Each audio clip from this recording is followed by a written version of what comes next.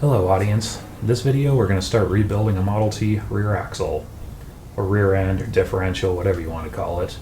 Probably going to use those terms throughout the videos, you know what I mean. Now in the last video you may remember, the one we started taking apart, that I said, it's not authentic to the car, but it's complete, I have it, so I'm going to rebuild it anyway and use it until I get the correct one. Well, I decided to stick with that plan. So I cleaned up everything, got some new parts, and we're going to start putting it back together. Now, first of all, I'd like to mention that this is not going to be a step-by-step instruction video series on how to properly rebuild a Model T rear end. This is just the way I do them, and it might give you a general idea of what's involved should you want to try it. If you do want proper instructions, the Model T Ford Club of America has made several video series on different things, and they have a 3-part series on the Model T rear axle. A lot of good information in that. They also printed a rebuild instruction manual for the Ruckstuhl axle, the aftermarket 2-speed rear axle made for them.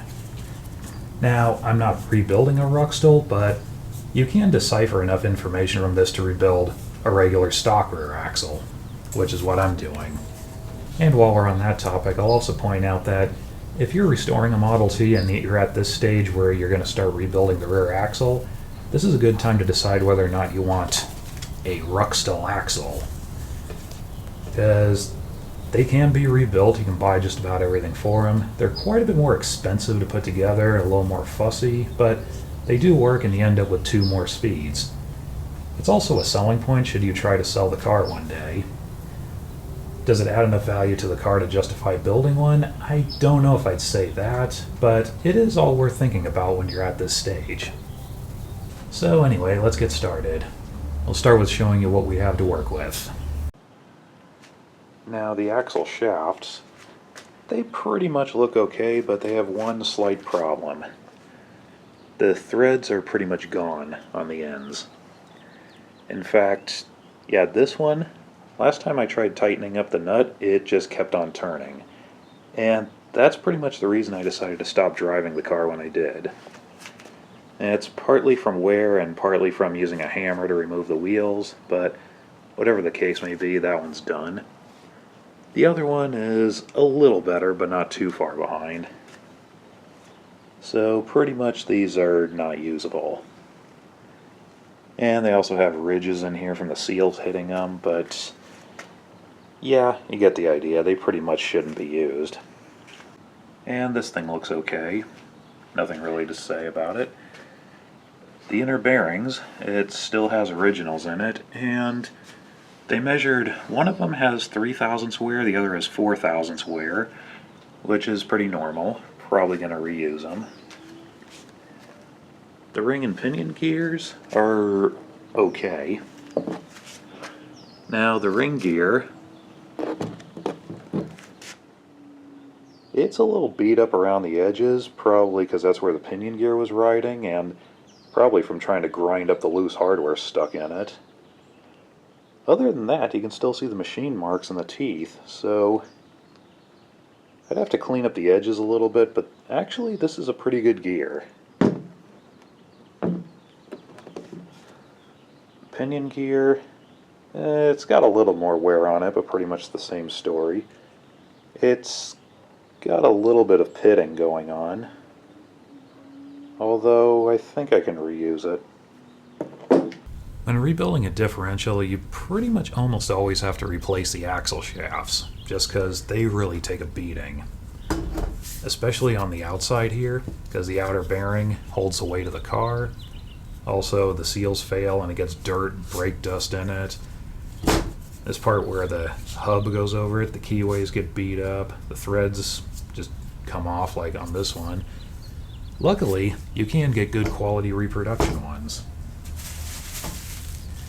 And I did buy a pair of them for the 13 differential that I plan to rebuild.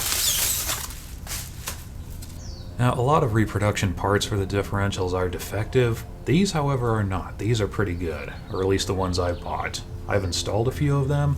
I know several people that are running them, and I've never heard anything bad about them. I've never heard of them breaking or wearing out or anything like that, so it's a good choice to use these. The only downside is they do not come with the gear. The gear is separately fitted, so you have to press the old ones off and press them onto the new ones. And that requires a really, really big heavy-duty press to do that. They have quite an interference fit on them. However, that's not too much of a problem. Now, I considered using these on the differential I'm rebuilding now, but I didn't really want to invest this much on a differential I'm going to use for maybe a few months and then put it aside for who knows when. So I found this thing. I got this at a swap meet for about 20 bucks. It's the whole assembly. Got both axle shafts, I got the housing, the spider gears, the ring gear, and I didn't really think much of it when I got it. It was all covered in dirt and crud, but after cleaning it up, it's actually in pretty good shape. The axle shafts are really good. They still have the threads on them. Another big thing is the bearing surface where the gear goes into the housing. It's still really tight on this, on both sides, which is pretty unusual. These are usually worn out, which, yeah, they'll work that way, but it's better if you can find them that are still tight, and this is. So I think what I'm going to do is finish cleaning all this up and just reuse the whole thing. Now, when taking one of these apart, usually, if it hasn't been done already, I'll mark it somewhere. As I stamp 2 indentations here and 2 here, and ground a slot on this, so I know all these have to line up. If you mismatch it, it'll still work anyway, but this is just a good habit to do.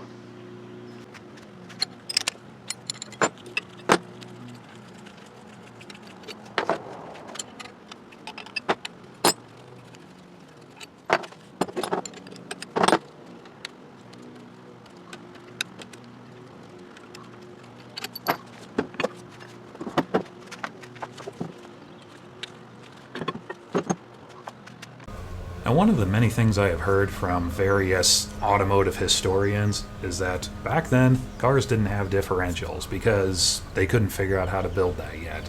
So you couldn't go around turns, you could only drive in a straight line.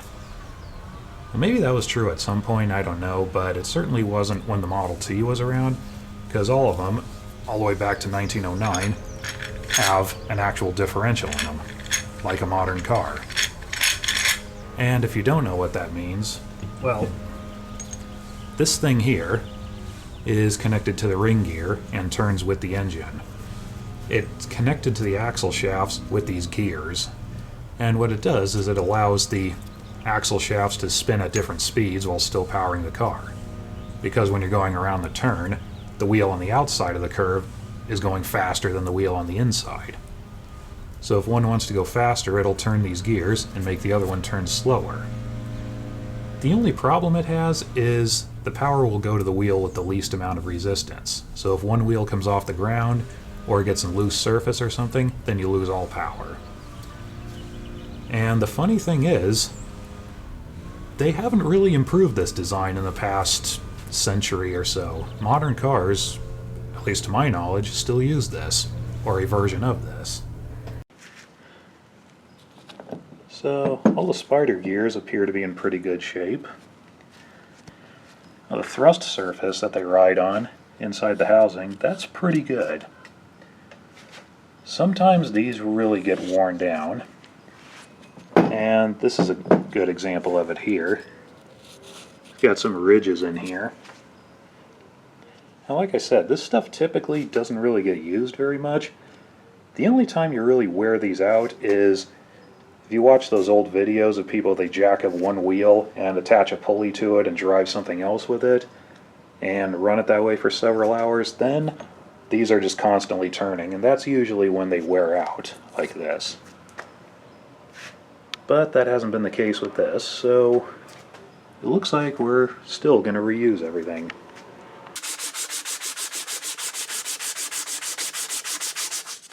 According to the book, they want 1.062, or 1 inch and 62 thousandths of an inch.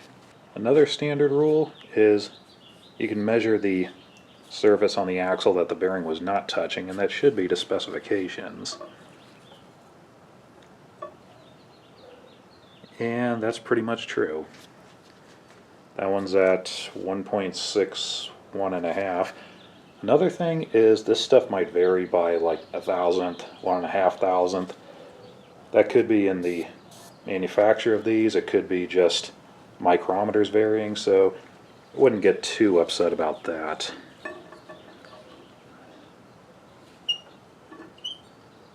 Okay, this one in the middle of the bearing surface is 3 thousandths under, and they typically vary. They typically wear the most as they get towards the outside. So out here,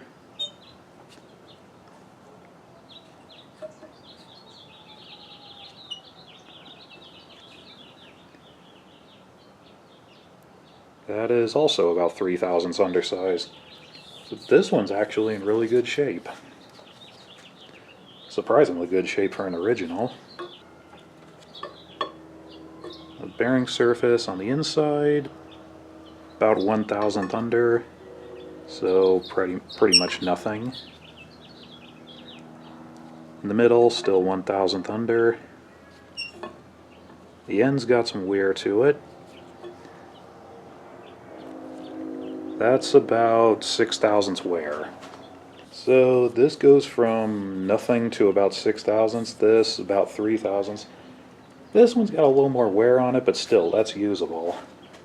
And just for fun, we'll measure the old one that was in it.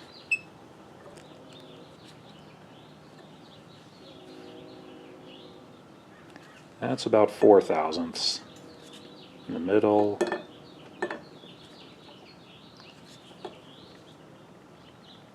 And towards the end, about the same thing. And just for fun, we'll check the new one.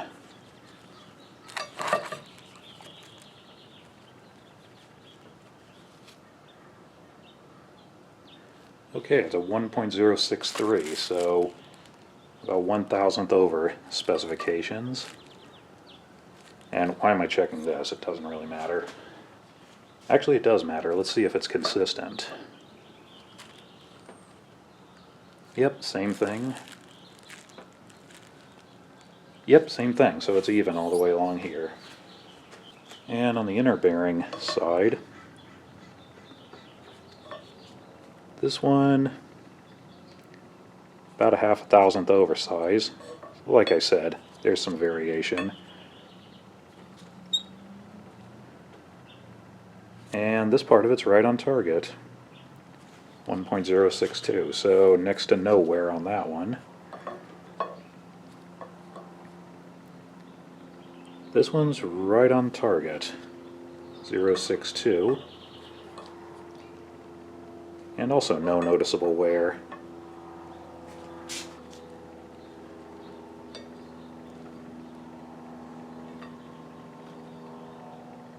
And the new one is also a 1,000th oversize, and even all along there. So what that means is this one is in unbelievably good shape, and this one is just barely good enough, but still good enough, so we'll use them.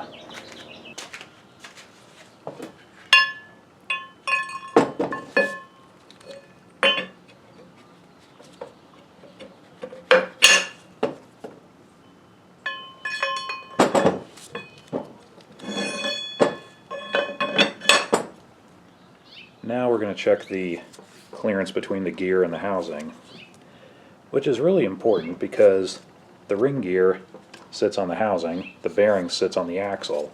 So however much clearance you have is how much the ring gear can move around. Yeah, that's just the way it's designed, but it does work. So starting off,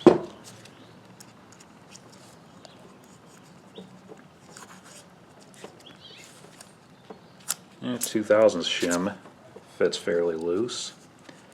4 thousandths, kind of snug, so that's probably about 4 thousandths, which is good. That's right on target. And the other side,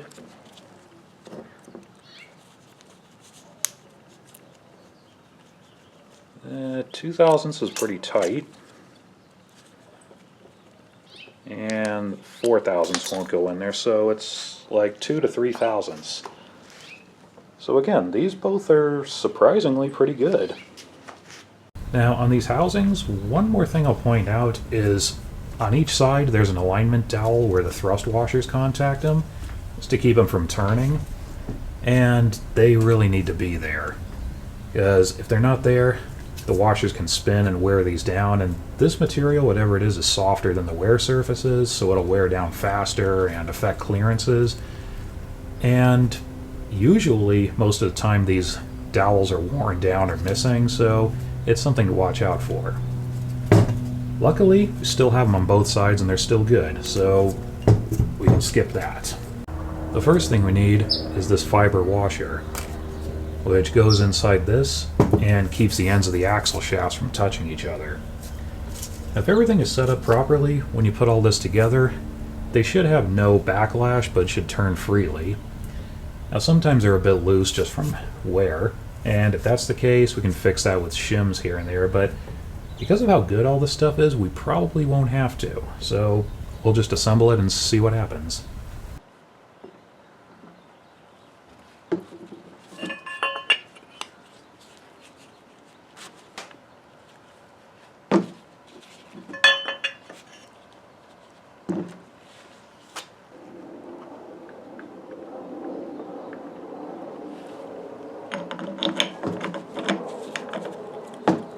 Oh yeah, and if anyone's wondering, the fiber washer is about 65 thousandths of an inch thick.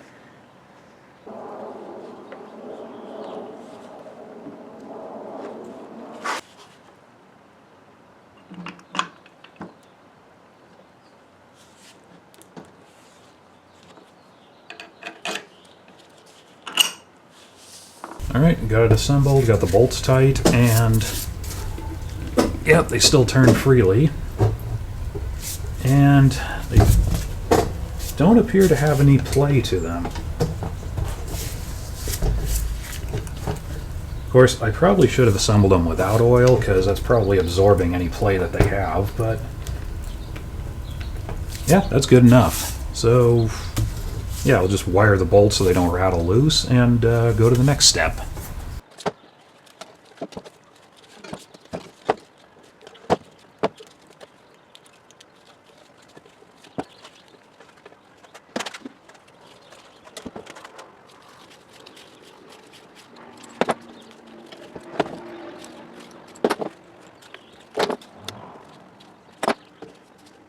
The next thing to do is to start setting up the thrust washers, and there's quite a bit to go over with that, and we got to work on the rear axle housings a little bit, so I'm probably going to make that another video. You might have noticed I also didn't install the ring gear. I'm not even going to bother with that till we start setting up the gear clearance, which we're not ready for that yet either. So anyway, I think I'm going to end the video here. So that's it for now. Thank you for watching, and we'll see you next time.